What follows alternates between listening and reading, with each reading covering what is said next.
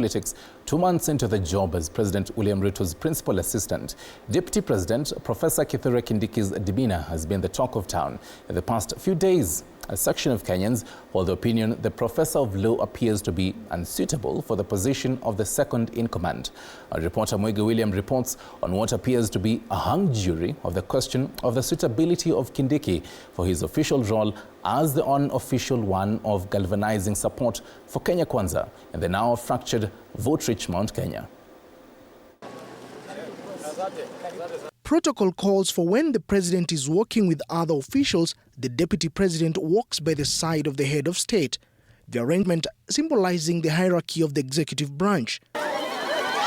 However, during President William Ruto's recent tour in Uasin Gishu, his deputy seemed to be struggling to have his spot as Interior Cabinet Secretary Kipchumba Murkomen, among other close allies to the president, obscured him. The image from Uasin Gishu County, adding to a growing perception on Professor Kithure Kindiki, has drawn as a deputy president since his swearing in as the third deputy president on November 1st, 2024. So Kindiki is trying to fit into the idea of a DP from Ruto's angle. And that may be very difficult. And that makes people wonder really, is he fit to be a DP?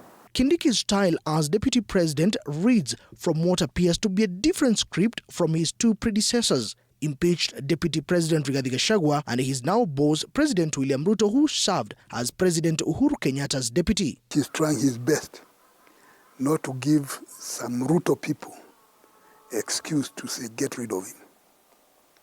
So being aware of those possibilities, he's being careful and tries not to be out of tune. He's in a very difficult situation. He has the qualifications of things bigger than a DP.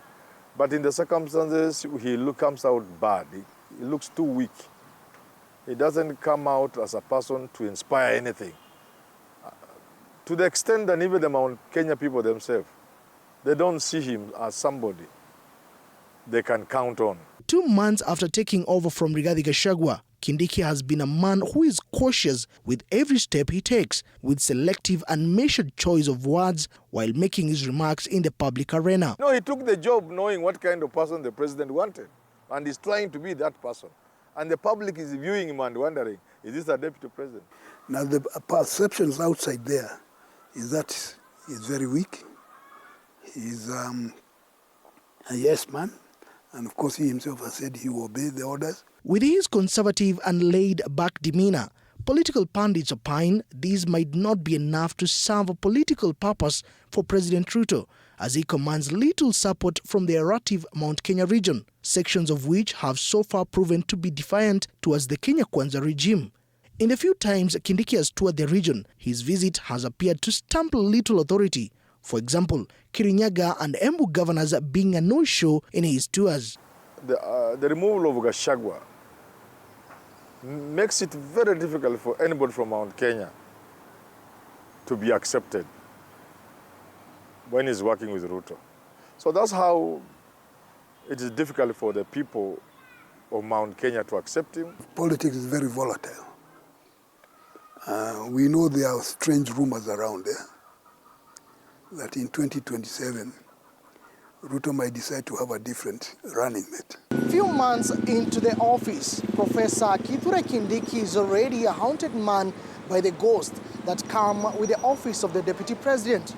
However, Kindiki putting his best foot forward to become the ideal principal assistant for President William Ruto. Moige William for TV 47, Nairobi.